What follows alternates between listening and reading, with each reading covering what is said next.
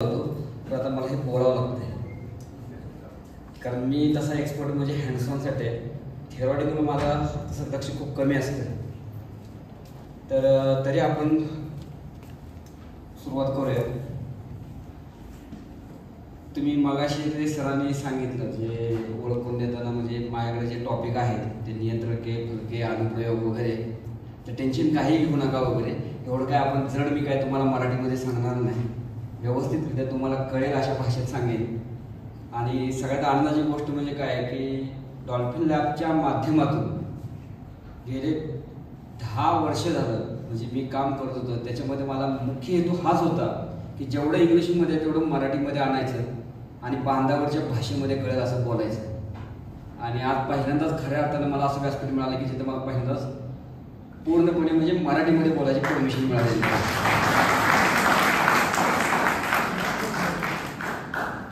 तर विषय पण खूप छान आहे. तसा मी इलेक्ट्रॉनिक्सचा विद्यार्थी आहे. थोडंसं 1-2 मिनिटातच तुम्हाला सांगतो. पण बाय चॉईस मी इंजिनिअरिंगला आलो होतो. म्हणजे मला कोणी सांगितलं नाही काय नाही. मग इंजिनिअरिंगला आल्यामुळं स्वतःच्या इंटरेस्टमुळे आलो. इंजिनिअरिंग म्हणजे फक्त इलेक्ट्रॉनिक्स आहे हे कधी मला जाणवलंच नाही कारण इंजिनिअरिंगची दुनिया खूप मोठी असते. तर त्यामुळं मेकॅनिकलमध्ये घुसणे, सिव्हिलमध्ये घुसणे जे असे सगळे प्रकार केलेले आहेत. पार एरोनॉटिकलपासून तुमचे शिपिंग म्हणजे प्रत्येक क्षेत्रामध्ये जाऊन अभ्यास करत बसलो. आणि आता मला अभिमान वाटतो की नाव आय एम इंजिनियर. कारण इंजिनियरला ब्रँच नसते. इंजिनिअरिंग करत असताना म्हणजे तुम्ही जे शिकत असता वगैरे आता मी मागं विद्यार्थी त्यांच्या दृष्टिकोनातून बोलतोय का.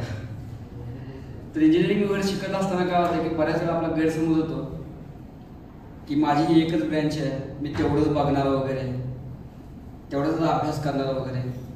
पण असं चालत नाही बरं का. इथून पुढच्या काळात ते आधी थोड्या काळासाठी चाललं होतं कारण इथून पुढचं जे जग आहे हे पूर्णपणे इंटरडिसिप्लिनरीच आहे. तुम्हाला प्रत्येक शाखेचं ज्ञान असणं गरजेचं आहे थोडं बहुत. आणि तुम्हाला एक गंमत सांगतो, ह्या सगळ्यामध्ये वेगळं काही नाही. सगळ्या ब्रँच जवळजवळ एकसारख्याच आहेत. फक्त आपण त्याला टर्मिनॉलॉजी वेगळ्या वेगळ्या वापरतो. जसं आम्ही इलेक्ट्रॉनिक्समध्ये काय म्हणतो की बाबा करंट वाहतो, ठीक आहे. आणि सगळ्यात आनंदाची गोष्ट म्हणजे त्याच्या अगोदर मी गोष्ट सांगतो, जेवढी शेतकऱ्याची मुलं आहेत ना त्या सगळ्यांना इंजिनिअरिंग समजलं पाहिजे. कारण ज्याला पाणी पाजायला जमतं त्याला इलेक्ट्रॉनिक्स जमतं, त्याला हायड्रोलिक न्यूमॅटिक सगळं कळतं. हे माझा अनुभव आहे. कारण शेतकरी कसं पाणी फिरवतो पाटातनं, आम्ही इलेक्ट्रॉनिक्स इंजिनियर करंट फिरवतो.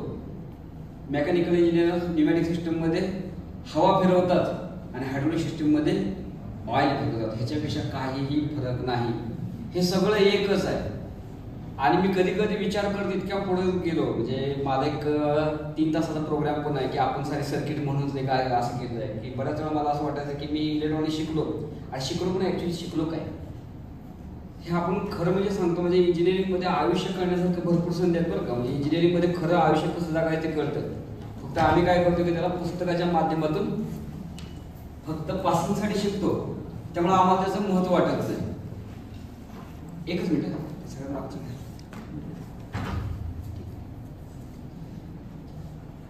तर याच्यामध्ये जेवढे नियम वगैरे लिहिलेले आहेत इंजिनिअरिंगच्या पुस्तकामध्ये वगैरे सगळे आपल्या दैनंदिन आयुष्यामध्येच उपयोगी येतात. आपल्या डेली लाईफमध्ये येतात. आणि सेम नियम आहेत हे प्रत्येक ठिकाणी म्हणजे पार ते पॉलिटिक्स असू दे, एज्युकेशन असू दे, इकॉनॉमी असू दे, प्रत्येकाला ते नियम लागू होतात आणि ते त्याप्रमाणेच चालत असतात.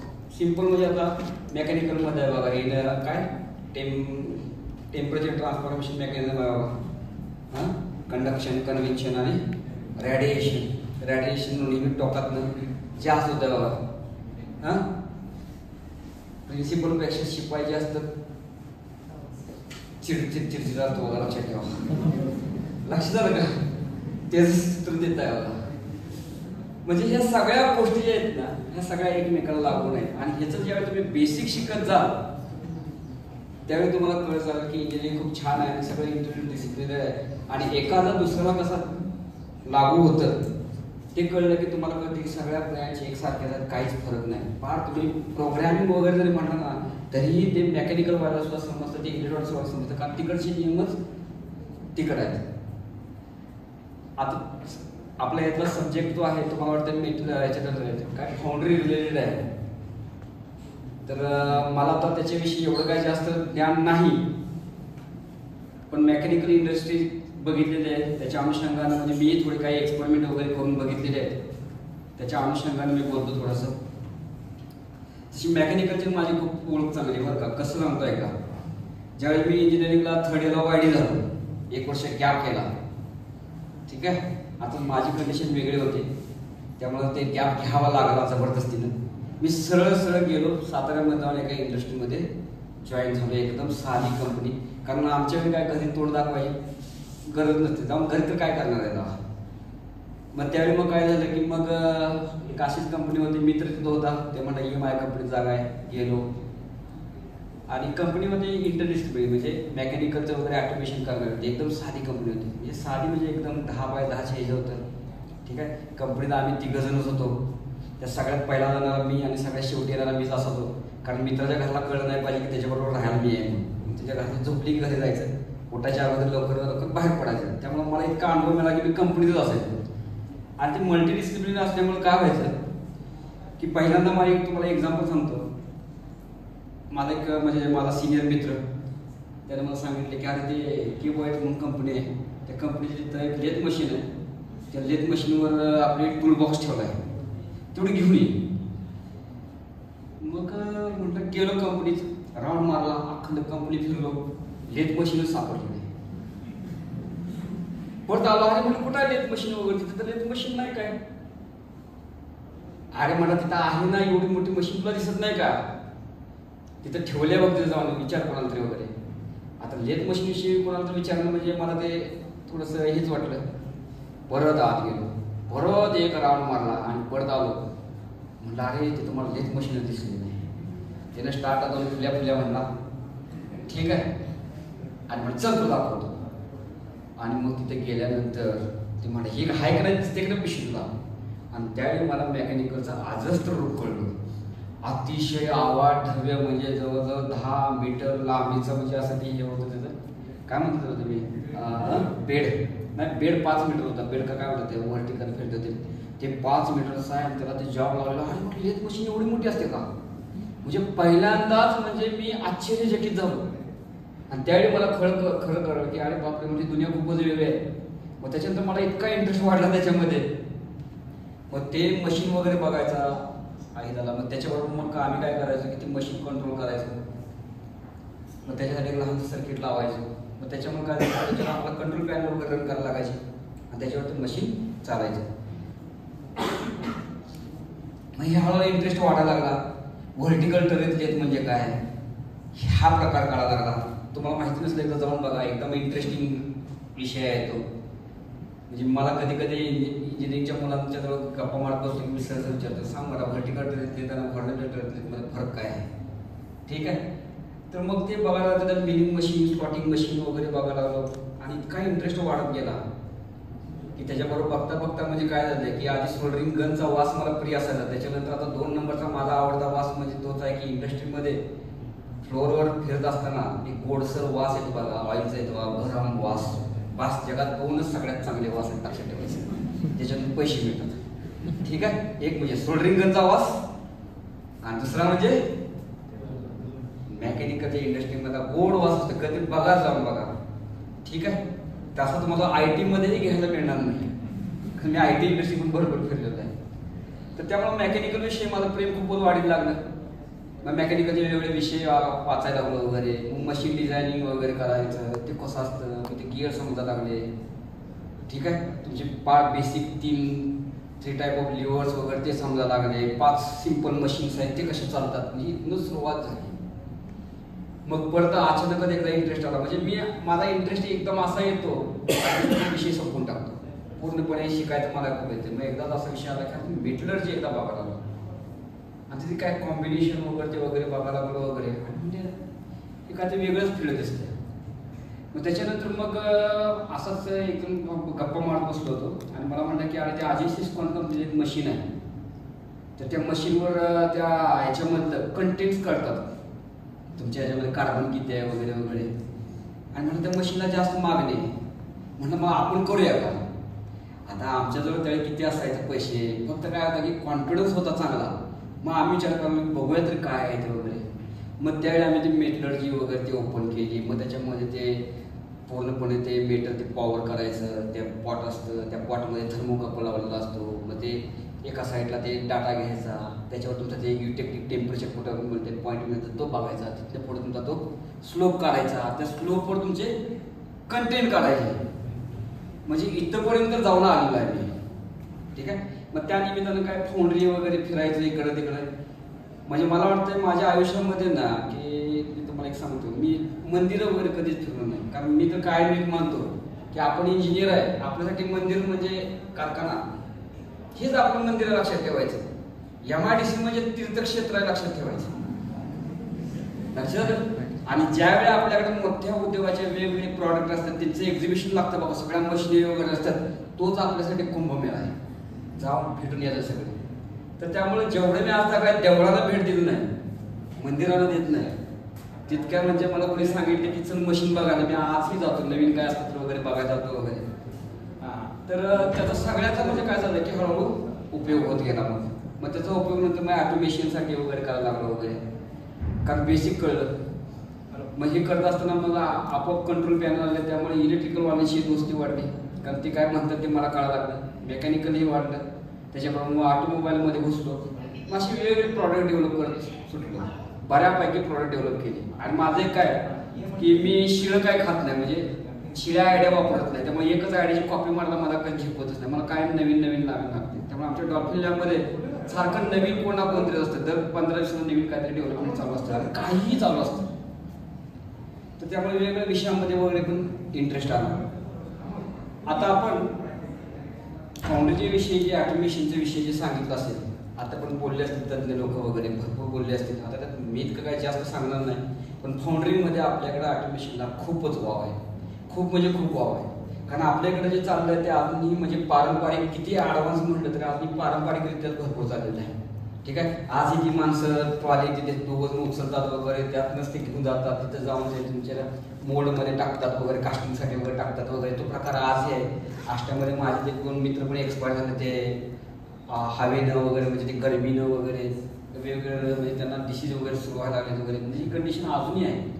ह्याचा अर्थ काय की ज्या ठिकाणी प्रॉब्लेम आहे त्या ठिकाणी म्हणजे तुम्हाला भरपूर वाव आहे डेव्हलपमेंटचा. आणि आपलं कोल्हापूर म्हणजे हे काय हबच आहे, त्यामुळे तुम्हाला त्याच्यावर फोकस करणं अतिशय गरजेचं आहे. फाउंड्रीचं ऑटोमेशन वगैरे करणं सुद्धा खूपच गरजेचं आहे. फाउंड्रीच्या बरोबर आणखी काय असतं ते बर्ड घासतात, त्याचं ती कसं काय म्हणतात, बर्ड घासतात जॉबवरचे का फेटली. तुमच्या संजय गोलावरच्या कारखान्याच्या मागच्या साईडला एक मोठी आहे बघा फेटलिंगची इंडस्ट्री वगैरे. ठीक आहे. मला एकदा सहज सांगितलं, अरे म्हणजे असं बर्ड घासायचं वगैरे मशीन वगैरे बनवलं पाहिजे, तिथं त्याला फेटलिंग म्हणतात. म्हणून काय असतं ते बघायसाठी मी खास पुण्यावरून ते जाऊन बघून आलो.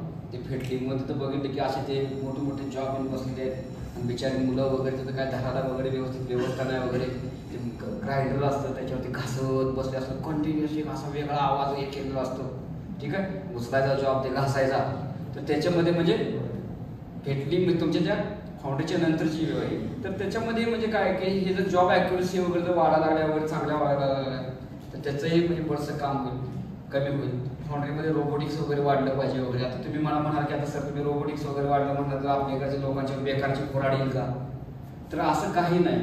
कारण कसं आहे माहिती आहे का, जनरली फाउंड्रीमध्ये जे प्रॉडक्ट वगैरे तयार होतील त्याला विकसित झालेल्या देशापेक्षा विकसित होणारे गरीब देशामध्ये पण भरपूर वाव आहे बरं का.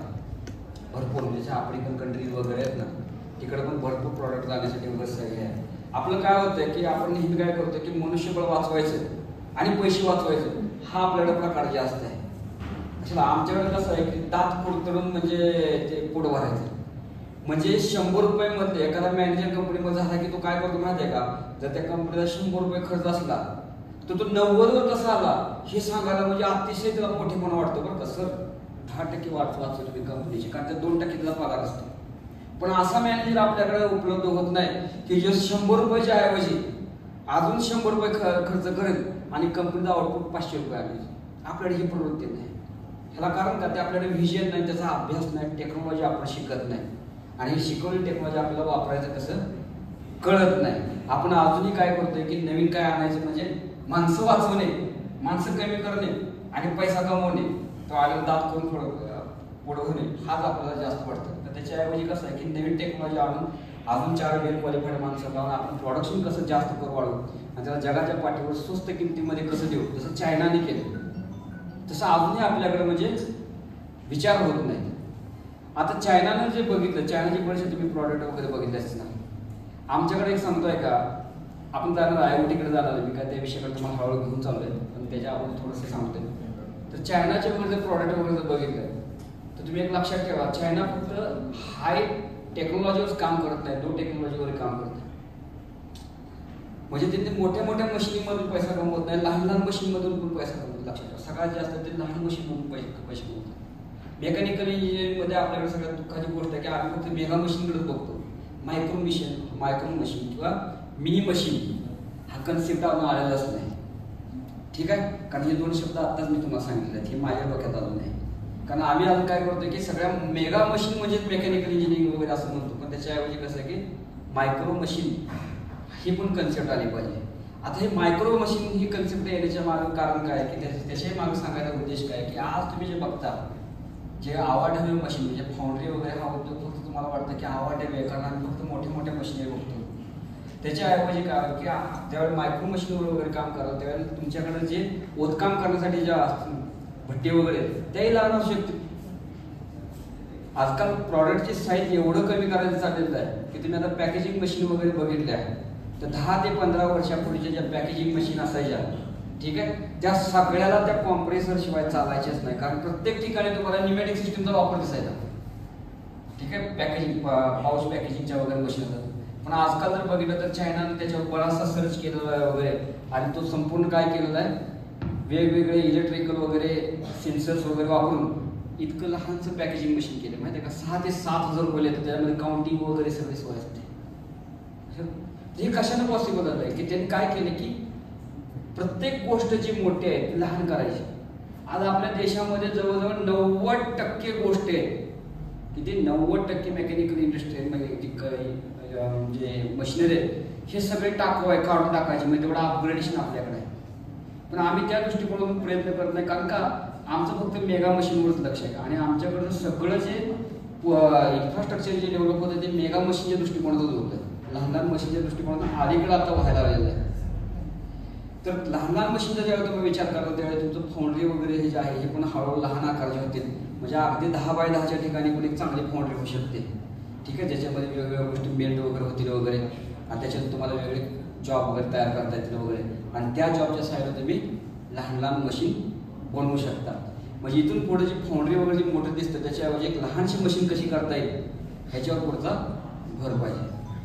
आता याच्यानंतर जी गोष्ट येते म्हणजे काय की तुम्हाला ऑटोमेशन केलं पाहिजे. ऑटोमेशनची दुनिया आली. आता ऑटोमेशन करायला असलं तर काय होतं की पहिलं काय असायचं की ते इलेक्ट्रॉनिक्स पाहिजे तुम्हाला आणि इलेक्ट्रॉनिक्सच्या बरोबर आता काय झालं की प्रोग्रॅमिंग पाहिजे. ठीक आहे, प्रोग्रॅमिंग पाहिजे म्हणजे प्रति मायक्रो कंट्रोलर वगैरे आले पाहिजे. ठीक आहे, आता मायक्रो कंट्रोलर मायक्रो प्रोसेसर तुम्ही ऐकलं असेलच. ऐकलंय का, काय असतं काय माहिती आहे का, तुम्हाला 2 मिनिटं सांगतो. मायक्रो कंट्रोलर मायक्रो प्रोसेसर एकदम सिंपल आहे. मेकॅनिकलच्या लोकांना तर इतकं ते सहज समजलं पाहिजे. ठीक आहे, मायक्रो कंट्रोलर आणि मायक्रो तुम्हाला सिंपल फरक सांगतो. गाडीला इंजिन असतं माहिती आहे का, सगळ्यांना माहित आहे. गाडीचं इंजिन कसं चालतं, आपण त्याला फ्युअल देतो, इग्निशन स्टार्ट करतो, ते फिरायला सुरू होतं. ठीक आहे, तुम्ही फ्युअलचा फ्लो वाढवा ते फास्ट पळेल, फ्युअलचा फ्लो कमी करा ते स्लो पळेल, फ्युअलचा फ्लो बंद करा ते बंद होऊन जाईल. अशा जगातलं सगळ्या इंजिन असंच चालतं. मग कोणतरी एखादा येतो ते इंजिन घेतो, ठीक आहे, त्याला 2 चाकं लावतो, मस्त आहे की त्याला पेट्रोलचं टँक लावतो, हँडल लावतो, इट बिकेम 2 व्हीलर बनते. आणखी कोणतरी येतो तो काय करतो, इंजिन घेतो, 4 चाकं लावतो, स्टेरिंग वगैरे लावतो, ते पण ते 4 व्हीलर. एखादा हुशार प्राणी येतो, ठीक आहे, तो इंजिन घेतो, त्याला विंग लावतो, प्रॉपेलर लावतो, ते विमान बनतं. कुणीतरी त्या इंजिनचा वापर शिपमध्ये पण प्रॉपेलर फिरवण्यासाठी वापरतात. म्हणजे मला एक गोष्ट सांगायची आहे की 2 व्हीलर पासून जर आकाशात जाणारं विमान, त्याच्यापासून ते पाण्यामध्ये जाणारं जहाज आहे, ह्याच्या इंजिनामध्ये काय फरक पडला का? सगळे इंजिनचं प्रिन्सिपल एकच आहे ना.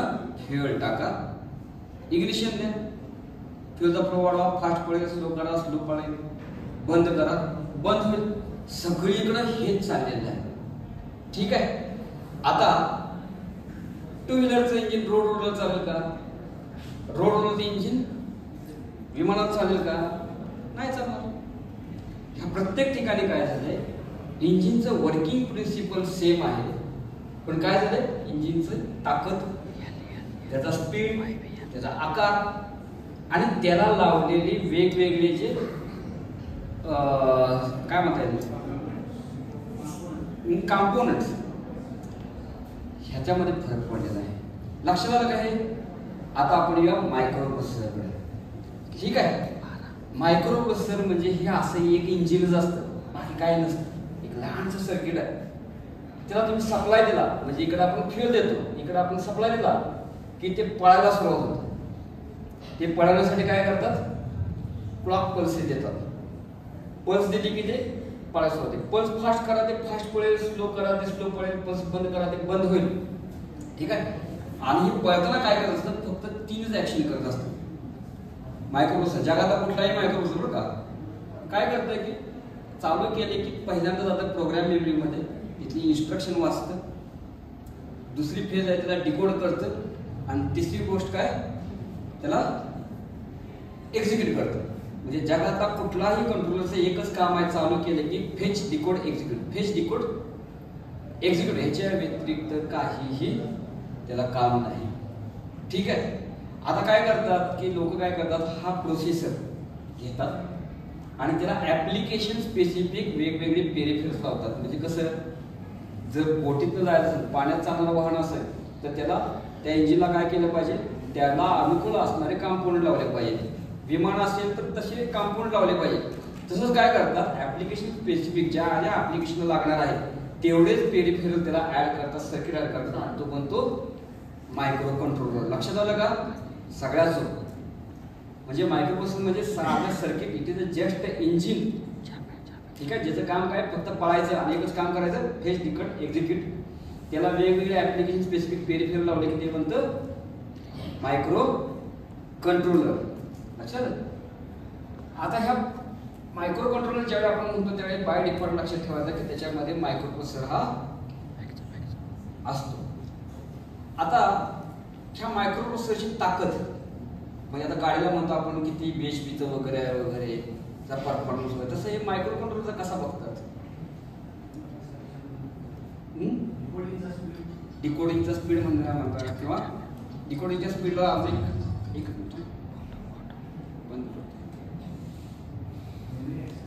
Memory access. तर तुम्हाला एक गंमत सांगतो, सगळ्यात महत्त्वाची गोष्ट काय आहे की तुम्ही ऐकलं असेल बघा, माझा प्रोसेसर आमच्या मोबाईलमधला 32 बिटचा आहे, 64 बिटचा आहे, अशा 4 बिटचा आहे, 8 बिटचा आहे.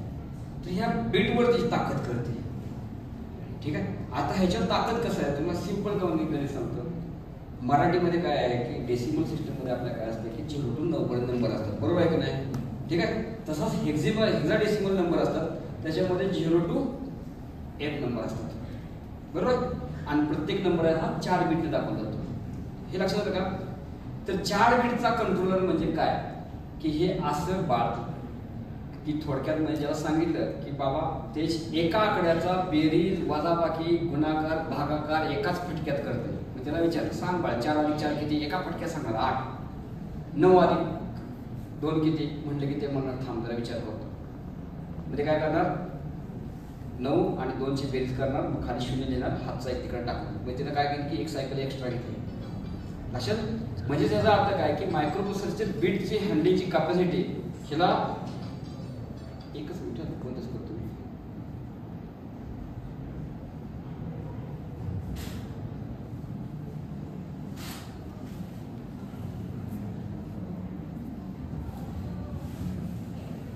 तर बीट हँडलिंग कॅपॅसिटी म्हणजे काय की एका झटक्यात म्हणजे 16 बीटचा काय असणार आहे 00 to 99 किंवा कॉम्प्युटरच्या भाषेमध्ये 00 to FF. ठीक आहे. सॉरी 0000 टू FF म्हणजे जितकी बीट हँडलिंग कॅपॅसिटी वाढली की त्याचं काय होतंय स्पीड वाढते. ठीक आहे. स्पीड चांगलं का वाईट?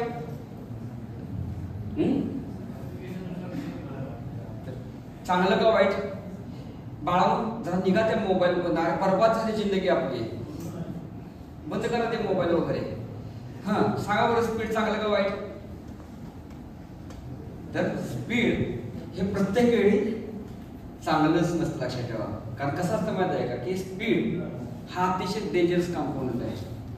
ठीक आहे. तुम्हाला एक लहानशी गंमत सांगतो. स्पीड जास्त म्हणजे जास्त काम करायला लागतं, बरोबर. आता एक गंमत काय आहे की एखादा माणूस म्हणजे एखाद्याला सांगितलं की बाळी तू तिथे एक वस्तू ठेव.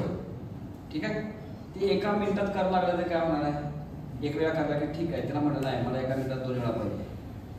तो फास्ट कर, परत 4 वेळा कर. जसं तो पळायला लागेल तसं काय होतं की आपोआप त्याच्या अंगाला घाम वगैरे सोडले, टेम्परेचर वाढते. ठीक आहे. याच्यामध्ये तसंच आहे, प्रोसेसरमध्ये तसंच आहे. जसं तुम्ही क्लॉक स्पीड वाढवा तसं ते फास्ट पळायला सुरुवात होते आणि त्याचं म्हणजे गरम व्हायला सुरुवात होते, बरं का. ही दुनिया वेगळी काहीच नाही. आपल्या डेली आयुष्यात आपण जे बघतो ना आसपास हेच इंजिनिअरिंग आहे. याच्यापेक्षा वेगळं काही दुनिया नाही. मग आता तसं स्पीड वाढलं की काय होतं त्याला गरम व्हायला सुरुवात होते. तुम्हाला एक गंमत सांगतो. जेव्हा मी पहिल्यांदा ज्यावेळी मी कॉम्प्युटर बघितला होता म्हणजे कॉम्प्युटरचा बोर्ड. ठीक आहे. तर मला सांगायचं की वाटतं की मी जास्तीत जास्त म्हणजे स्क्रॅप भरपूर म्हणजे विकत घेतो. अजूनही मला रस्त्याच्याकडे एखादं दिसतं गाड्यावर एखादं काहीतरी मशीन वेगळं ज्याने विकत घेतो खोलून बघतो. ठीक आहे. तर त्यामुळे मला 3.8 पासूनचे म्हणजे मी कॉम्प्युटरचे मदरबोर्ड बघितलं. त्याच्या अगोदरचा बघितला ज्यावेळी कॅश मेमरी जी असायची त्या ICच्या रूपात असायची. ठीक आहे. आणि 64 KB ची कॅश मेमरी होती. 64 KB. आज तुम्ही GB मध्ये वगैरे बघता वगैरे. तर त्यावेळीपासूनची मी बोर्ड स्टडी केलेली.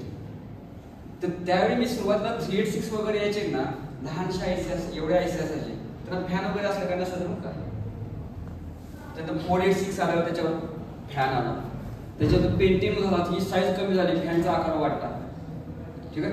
त्याच्यानंतर वेगवेगळे प्रोसेसर आले आणि आम्ही काय झालं की क्लॉक स्पीड वाढवत गेलो तसं तसं काय झालं फॅनचा आकार वाढत गेला. आणि एक वेळेस लोकांना कळलं की आता ह्याच्यापेक्षा क्लॉक स्पीड जर वाढवलं तर आम्हाला काय करायला लागणार आहे AC बसवायला लागणार आहे त्याच्यामध्ये. ठीक आहे. मग तिने आयडिया काय केली की एका कोडच्या ऐवजी म्हणजे त्या टाईपचा प्रोसेसर दुसरा रेप्लिकेट एकाच चिपवर केला. मग तो झाला ड्युअल कोड. ठीक आहे. त्याच्यानंतर मग झाला तसेच 4 चिप लावले की क्वाड कोड झाला. म्हणजे कोड म्हणजे लक्षात आलं का ह्याचा अर्थ काय? हे का केलं? इथे क्लॉक स्पीड वाढायला लागलं तसं काय झालं की ते मॅनेज करणं अवघड झालेलं आहे. म्हणून आता काय झालं की ते कोरमध्ये आहे. आज जगामध्ये 4096 कोडचे प्रोसेसर आहेत, लक्षात ठेवा 4096. ठीक आहे. अगदी म्हणजे आता जेटसन नॅनोचे वगैरे जे आता जे इतके स्वस्तात मिळतात त्याच्यावर पण मला वाटतं 64 कोडचा वगैरे प्रोसेसर म्हणजे मिळाला आहेत आणि अतिशय कमी किमतीत मिळाला आहेत NVIDIAचे वगैरे. तर टेक्नॉलॉजी अशा हळूहळू डेव्हलप व्हायला लागलेलं आहे. आता ह्याच्यानंतर आपण एक यूजसाठी विचारायचं म्हणजे तुमचा प्रोसेसर किंवा कंट्रोलर कसा निवडतात. ठीक आहे. जास्त बीटचा चांगला वाईट म्हणजे तुम्हाला एखादं ऍप्लिकेशन तयार करायचं असेल तर जितकं जास्त बीट चांगलं का वाईट तुमचं काय मत आहे?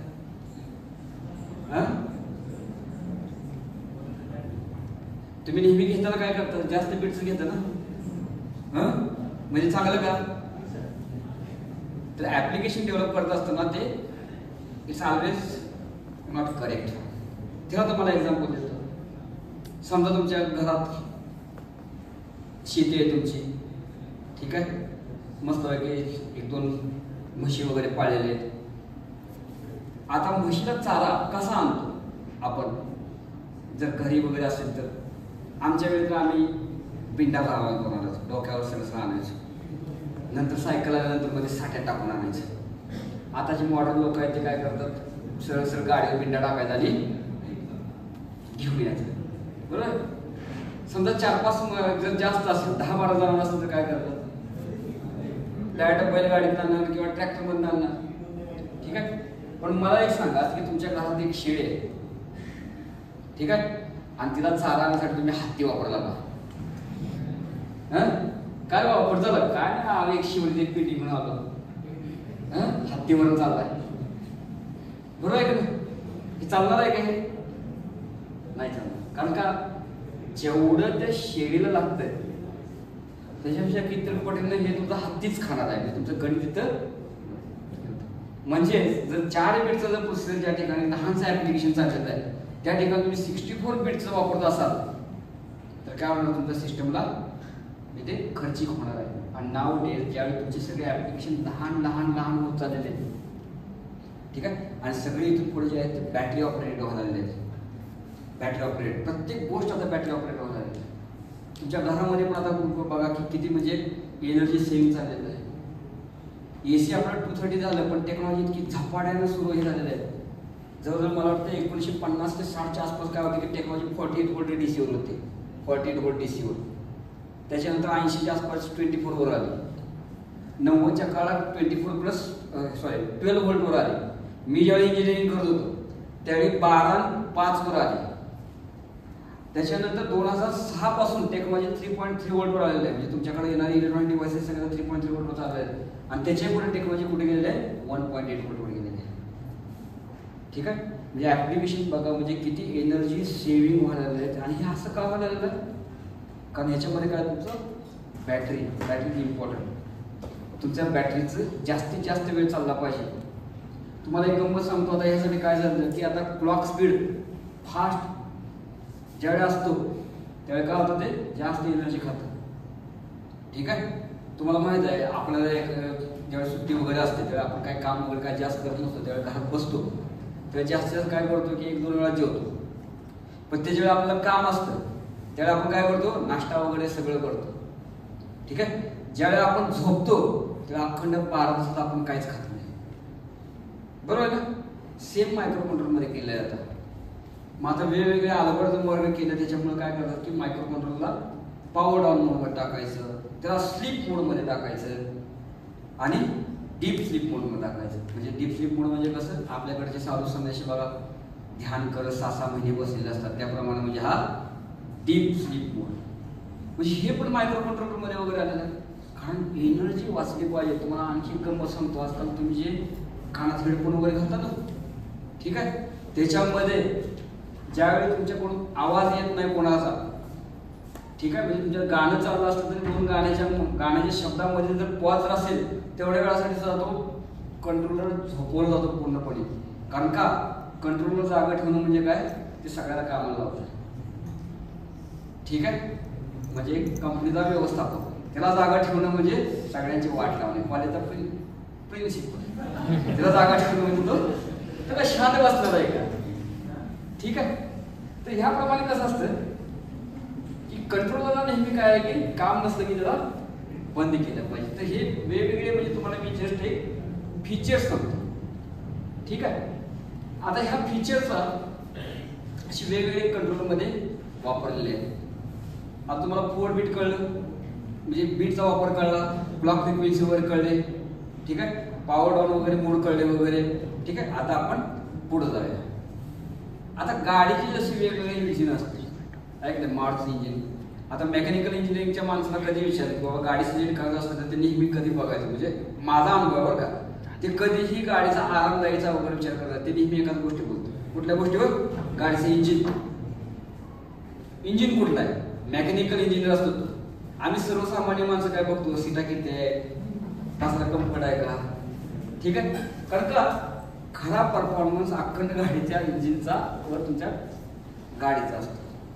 मग आपल्या भागामध्ये पण वेगवेगळ्या प्रकारचे इंजिन्स वगैरे बघा, मारुतीचे आहे, प्रत्येकाला माहिती असते की त्याची स्पेशालिटी काय आहे, ठीक आहे. मारुतीचं इंजिन चांगलं चालतं, हुंडाईचं इंजिन स्मूथ चालतं, ठीक आहे. त्याच्यानंतर होंडाचं इंजिन एकदम आवडलं, छान, ठीक आहे. तुम्हाला ह्याच्या मागं पण इंजिनच्या मागं पण माणसाची सायकोलॉजी म्हणजे R&D वर तुमच्या आसपासच्या वातावरणाला किती परिणाम पडतो, अतिशय फरक पडत असतो बरं का. आज जर आपण जर डेव्हलपमेंट कंट्री जर म्हणत असतो तर आपल्या पुढे बघा 10 वर्षात आफ्रिका कंट्री पुढे जाते. बघा तुम्ही लिहून ठेवा पुढे तरी वाटल्यास, कशाला मी भेटणार आहे तुम्हाला 10 वर्षानंतर, तरी मी आठवण करून देईन. तर सांगतो कसं की होंडाची इंजिन, तुम्ही कधी विचार केला का ह्या होंडानंच अशी कशी काय टेक्नॉलॉजी डेव्हलप केली की ह्याचं इतकं अवरेज जास्त आहे, बाकीच्याला का जमलं नाही? तर त्याची मुळं कुठं आहेत माहिती आहे का, की ज्यावेळी दुसऱ्या महायुद्धामध्ये जपानचा पराभव झाला त्यावेळी त्याच्यावर अमेरिकेने निर्बंध वगैरे लादले. ते लादले म्हणजे काय केलं की त्याला सहज इंधन वगैरे मिळालं नाही पाहिजे असं केलं. ठीक आहे. त्याच्यानंतर जपान बघितलं तर एका टोकाला आहे, तिथून जर सौदी अरेबियात तिथं पण घेऊन जायचं तेल वगैरे तर ते परवडणार नाही. तर मग त्या लोकांनी काय सुरुवात केली की कमीत कमी इंधनावर जास्त काळ चालणारं इंजिन तयार केलं. त्याचं अमेरिकेचे बघा बरं, जिथं गॅलनमध्ये इंधन वापरतात, फ्यूल वापरतात, हमर वगैरे बघा काय चालतंय, BMW वगैरे बघितलं ना तुम्ही. हे BMW वगैरे आपल्याकडे वापरतात म्हणजे एखाद्या चांगल्या ऍप्लिकेशनचा कसा चुराडा करायचा ह्याचं म्हणजे उदाहरण आपल्याकडे बघा. आपल्याकडे रस्ते नाहीत वगैरे एवढं छान आणि BMW मध्ये घेऊन फिरते. म्हणजे माझं कधी हसू येतात, घेऊन चाललायस काय, कुठं चाललाय, म्हणजे आपण BMWचा करतो आहे का नाही, ती चालला कशी पाहिजे, हायवेवर ठीक आहे चाललंय आपलं रस्त्यात न्यायच्यात पण ठीक आहे लेट. तर ह्या सगळ्या गोष्टीचा म्हणजे त्या लोकांचा अवेलेबिलिटी वगैरे जे आहे त्याचा परिणाम त्याच्यावर होतो. आता ह्याच्यासाठी एक्झाम्पल बघा तरुण मुलांसाठी आजकाल आमच्याकडे सरकार वगैरे सगळं इनोव्हेशन वाढलं पाहिजे म्हणतात, तरी पण इनोव्हेशन का वाढत नाही ह्याच्या मागे एक कारण आहे. आमच्या काळात एवढं सहज काय मिळायचं नाही. 10 वेळा रडायचं त्यावेळी 1 वेळा वडील ऐकायचा आणि 10 वेळा वडिलांनी ऐकलं की एकदा घेऊन यायचा, म्हणजे असा प्रकार होता. त्यामुळे कुठल्याही गोष्टी लगेच मिळायच्या नाही. त्यामुळे प्रत्येक गोष्ट काय मिळाली ना की ते स्वतः करायचं आम्हाला सवय लागली. पतंग विकत नाही मिळायचा, मग ते पेपर फाड किंवा वही फाड, नारळाची काडी लाव, डिंक. तर मला वाटते 6वी 7वी पण एका आमच्या बापट नावाचा मित्र आहे त्याच्या घरी गेलो त्यावेळी पहिल्यांदा मी जेव्हा डिंकाची बाटली बघितली मी असं त्याला बघायला अरे बापरे असं काय ते वेगळं असतं नाही. सॉरी डिंकाचे फेविकॉल अरे बापरे म्हणून हा काय वेगळा प्रकार आहे. कारण तो पण आम्हाला काय माहित भात घ्यायचा लावायचा चिपकायचा, जास्त जर बघितलं तर मग काय पीठ घ्यायचं खळ करायचं लावायचं, ह्याच्या पलीकडे आमचं काही ज्ञान गेलं नव्हतं. पण आम्ही एवढे मार्ग काढायचं शोधून. ठीक आहे. तर दुर्दैवानं तुमच्या पिढीला म्हणजे ते आता काही मिळत नाही कारण सगळं लगेच पटपट मिळालं आहे. आणि आमच्याकडे जे इनोव्हेशन वगैरे जे होत नाही ह्याला कारण सगळं हेच झालं. त्या चायना वगैरेने एवढं ती खेळी इतकी सोपी इतकी स्वस्त केलेलं आहे, आमची पिढीला वाट लावलेली असेल. तुम्हाला सांगतो ड्रोन म्हणजे 2012-13 साली आमच्याकडे ड्रोन करायचं चालायचं लॅबला वगैरे, आणि किती ते 25,000 रुपये साहित्य आणायचं. ते पोरं वगैरे अशी मन लावून करायचे. आमच्या लॅबमध्ये 5-6 पडलेले आहेत बघा, असे पडलेले. तर ते करताना जे फील यायचा आज का झालं काय झालं 1200 रुपयाला ड्रोन रस्त्याच्या कटल्या. कसं पोराला सांगणार बघा ती इनोव्हेशन करायला. ती MBA BE प्रोजेक्ट करायला गेले की ते विचार करते अरे ड्रोन 1200 रुपयाला येते आणि इथं काय BLDC मोटर हे एवढ्याला मग त्यापेक्षा ते विकत आणलेलं परवडते. म्हणजे आमच्याकडचं इनोव्हेशन हे सगळं आयत्या गोष्टी जास्त मिळाल्या त्यामुळे सगळं आमचं खच्चीकरण झालं आणि याची खूप मोठी शिक्षा आम्ही भोगायला सुरुवात झालेली आहे. अजून 10-15 वर्ष भोगणार आहे लक्षात ठेवायचं जर ह्यातनं नाही जागा झालं तर. कारण का आमच्याकडे इनोव्हेशन संपायला प्रत्येक गोष्टी मिळायला आलेल्या आहे. ठीक आहे. कारण का आता आम्ही अभ्यास करत नाही, आमचा अभ्यास सगळा कमी झालेला आहे. आम्ही पर्याय शोधत नाही. कित्येक ठिकाणी आम्ही कॉलेजमध्ये गेलो ना की मी असं बघतो ऑब्झर्व करत असतो तर आम्हाला जे टॉपर पोरगं कुठं आहे ते लगेच कळते कारण आता हँड्स ऑन वर्कशॉप असतं. ठीक आहे. टॉपर पोरगं लगेच कळतं, त्याला काही जमतच नाही कारण ते एवढं घासून तो दिहे झालेले असते त्याला विचार करायला जमत नाही. आणि मी ते मग ओळखून काढतो ही पोरं क्लासमध्ये उन्हाळा आहेत बघा सगळे, त्यांचं प्रोग्रामिंग सगळ्यात भारी असतं. ठीक आहे. मग त्याच्या आमचा परवाच विषय झाला एका कॉलेजमध्ये गेलो होतो मी असा विषय म्हणला ते म्हणजे सर असं कशामुळे असणार आहे. ह्या का मॅडम म्हणतात सिम्पल गोष्ट आहे म्हणजे टॉपर पोरगा आहे त्याचा काय करायचं ते माहीत आहे. घरातनं उठतं कॉलेजला येतं वाचतं घरात जाऊन बसतं. आमचं ही उन्हाळा पोरगा असतं ह्याच्या बाळाच्या पुढे कंडिशन बाकी येते बाबा जर्नल लिहिलंय का नाही लिहिलं. मग उद्याचं काय करायचं मग दोस्ताकडे जाऊन आणायचं का स्वतः लिहायचं का स्वतः लिहिताना आत्ता लिहायचं का रात्री लिहायचं का उद्या सकाळी लिहायचं. ठीक आहे. म्हणजे विचार करा की त्याच्या बुद्धीला एवढ्या म्हणजे पॉसिबिलिटीज मिळतात माहिती आहे का.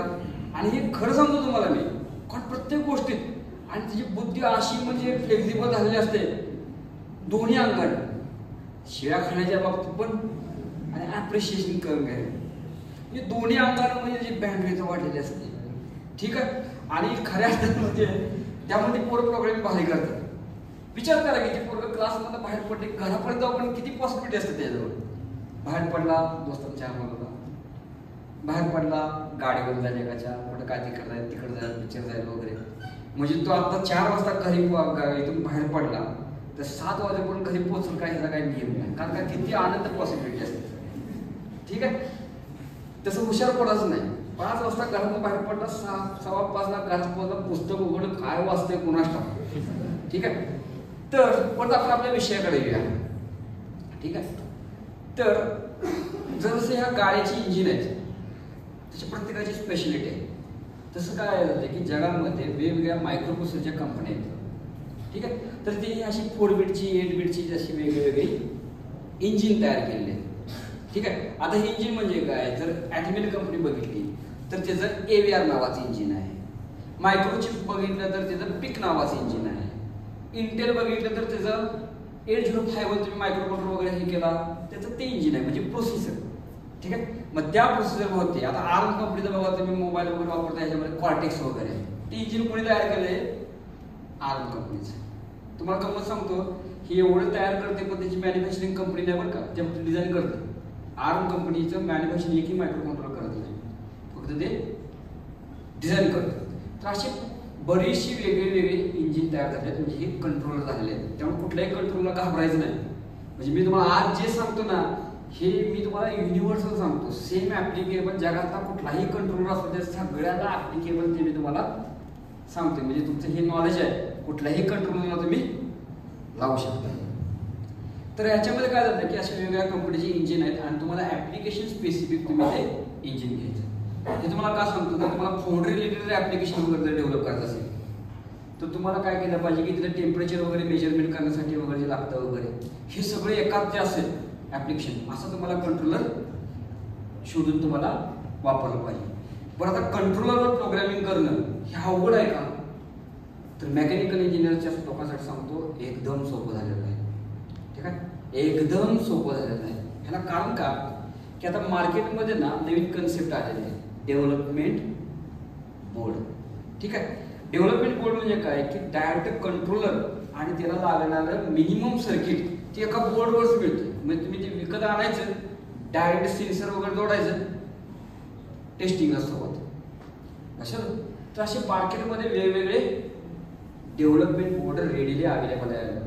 आमच्या काळामध्ये असं नव्हतं, आम्हाला तो IC घ्यायला लागायचं, त्याची डाटाशीट वापरायला लागायची, त्याच्यानुसार सगळे पेरिफेरल्स वगैरे सगळे जोडायला लागायचं, मग ते सर्किट तयार करायला लागायचं. त्याच्याऐवजी सगळं एका ठिकाणी आलेलं आहे. ठीक आहे, आता हे डेव्हलपमेंट बोर्ड म्हणजे काय तर तुम्हाला गंमत सांगतो, ही जी मायक्रो कंट्रोलर आहे ना एकदम इंटरेस्टिंग गोष्ट आहे बरं काय. ही मायक्रो कंट्रोलर म्हणजे सिंपल म्हणजे माणसासारखंच असते, माणसासारखंच असतं. तुम्हाला गंमत सांगतो की इंजिनियर असलं तर मला अतिशय अभिमान आहे बरं का. आपण इंजिनिअरची नेहमी अभिमान बाळगला पाहिजे. कारण का असं म्हणतात की ब्रह्मदेव मातीचा गोळा घेतो आणि त्याच्यात प्राण फुंकतो आणि ती वस्तू जिवंत होते, प्राणी जिवंत होते. तसं आपण इंजिनियर काय करतो, वेगवेगळ्या गोष्टी एकत्र करतो. आता तुम्ही मेकॅनिकल आहे, मला इलेक्ट्रॉनिक्स असल्यामुळे मी तुम्हाला सांगतो की ते सर्किट तयार करतो आम्ही. ठीक आहे, आणि त्यात प्रोग्राम नावाचा मंत्र टाकतो आणि ते सगळं जिवंत होतं. त्याने इमॅजिन आपल्या आसपासच्या गाड्या वगैरे म्हणजे लहानसं मिरॅकल नाही बरं का. म्हणजे तुम्ही आता काय झालं की आपण ती नजर हलवून बसलोय. तुम्हाला जर इंजिनिअरिंग शिकायचं असलं की परत वेगळ्या नजरेत तेवढा बाबा ती गाडी कशी काय चालते, त्याच्यामध्ये काय जीव नाही काय नाही. असं ज्यावेळी तुम्ही बघायला सुरुवात करा, प्रत्येक आता पुढे परत क्युरियोसिटी जनरेट करा प्रत्येक गोष्टीकडे पाहताना. हे फॅन वगैरे या सगळ्याकडे बघा, हे फॅन असंच काय, त्याचं ब्लेड असं काय, त्याच्यात एरोडायनामिक कुठल्याच प्रिन्सिपल वापरलेला आहे. हा फॅन टेबल फॅन दोघात का फरक आहे, हा नेहमी अँटी क्लॉकवाईज का फिरतो, तो क्लॉकवाईज का फिरतो. म्हणजे ह्या प्रत्येक गोष्टीकडे तुम्ही परत एकदा बघायला सुरुवात करा. पुस्तकाची पण गरज नाही, आपोआप इंजिनिअरिंग शिकतात. हे का कारण होतं बरं. तर आता हे डेव्हलपमेंट बोर्डमध्ये काय असतं की मध्ये असतो मायक्रो कंट्रोलर, आणि मायक्रो कंट्रोलर म्हणजे ह्युमन बिंग सारखंच असतं बरं का. आता काय झालं की त्याला आपण मेंदू द्यायला लागतो. ही OS वगैरे बाकीचं काय नसतं. आपल्या दैनंदिन आयुष्यामध्ये आपण जे जगतो ना त्याचं आपण कोडच्या भाषेत देतो, त्याच्यामध्ये त्याला तयार करतो. तो मायक्रो कंट्रोलर त्याला आपल्याला इफिशियंटली वापरायचा असतो. त्या डेव्हलपमेंट बोर्डमध्ये काय असतं की समजा तो मायक्रो कंट्रोलर म्हणजे माणूस आहे, मातीचा गोळा आहे.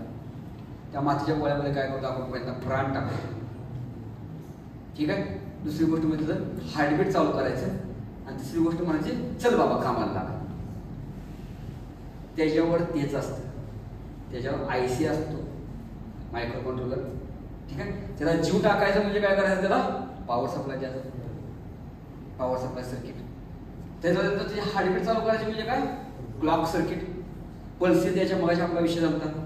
आणि चलूट कामाला लाग म्हणजे काय असतं, एक रिसेटचं बटन असतं. आपण कसं माणसं म्हणतो, हे चल थोडा कामाला लागा. मायक्रो कंट्रोलरला प्रोसेसरला पण असं कामाला लावायला लागतं बरं का, त्यासाठी रिसेट बटन असतं बाबा ते. ठीक आहे. रिसेट बटन लावलं की ते पळस होते, फेटी कोडे बाकी काही जास्त डोक्याला काय त्रास देत बसत नाही. आणि त्याचे हातपाय बाहेर म्हणजे त्या सगळ्या पिना बाहेर असतात. जगातला कुठल्याही कंट्रोलरचा डेव्हलपमेंट बोर्ड तुमच्या हातात आला की एवढंच लक्षात ठेवायचं, मध्ये येतो मायक्रो कंट्रोलर, त्याला जीव टाकल्यावर त्यासाठी पॉवर सप्लाय आहे. ठीक आहे. त्याचा हार्टबीट चालू करण्यासाठी क्लॉक सर्किट आहे, त्याला रिसेट करण्यासाठी रिसेट सर्किट आहे, त्याच्या सगळ्या पिना बाहेर आहे. ठीक आहे. जगातलं कुठलंही सर्किट या सगळ्याचं तुम्हाला मी बेसिक दिलं, लक्षात. आता ऑटोमेशनच्या दुनियामध्ये काय आहे की आता दोन प्रकारच्या टेक्नॉलॉजी आहे. ठीक आहे. म्हणजे स्मॉल, मी आता मायक्रो मशीन विषयी बोलतो बरं का, मेगा मशीन विषयी बोलत नाही, त्याच्यामध्ये मध्ये PLC वगैरे ते बोलत नाही. कारण का इथून पुढे जर तुम्हाला करिअर करायचं असेल तर ते सगळं मायक्रो मशीनमध्ये असणार आहे. पार्ट फाउंड्री वगैरे जर म्हटलं ते मायक्रोमध्ये डेव्हलपमेंटसाठी तुम्हाला पार्ट डेव्हलपमेंट करण्यासाठी तुम्हाला कसं करायला लागेल ते तिकडून तिकडे जायचं आहे. मग जगामध्ये टेक्नॉलॉजी दोनच आहेत सध्या.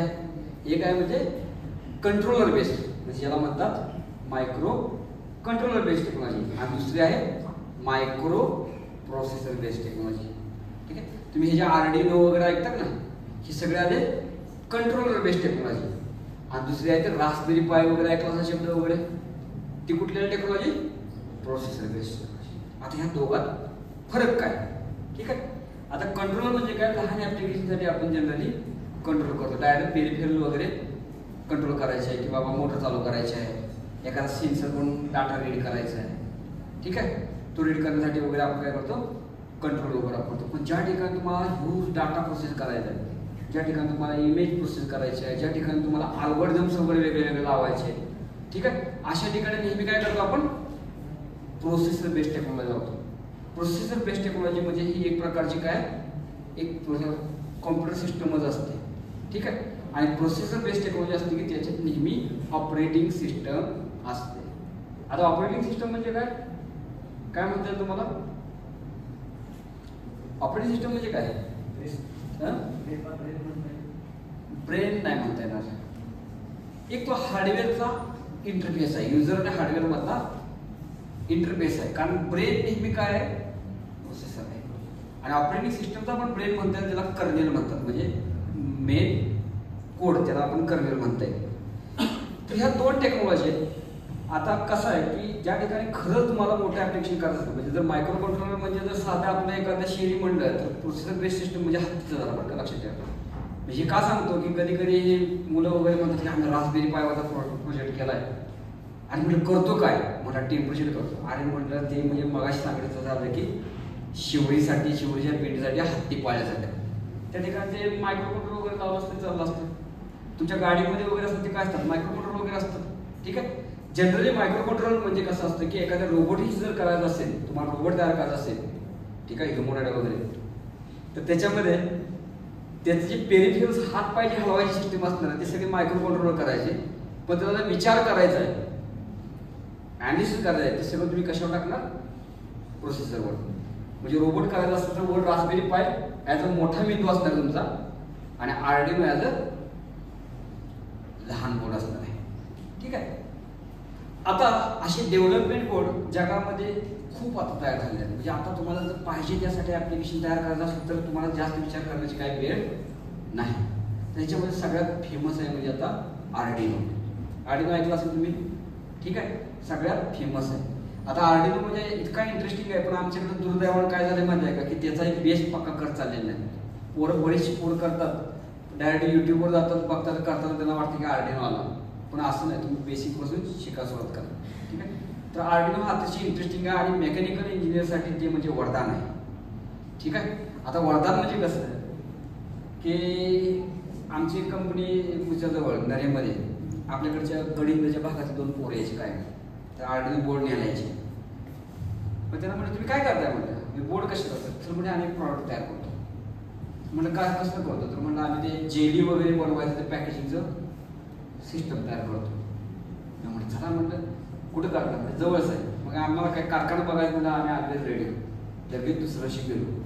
तर त्यांच्या मोठ्या मोठ्या अशा मशीन होत्या ज्याच्यामध्ये जेली वगैरे असतात लहान मुलांची खायचे वगैरे, ती पॅकिंग करायचे, पेप्सी पॅकिंग करायचे वगैरे.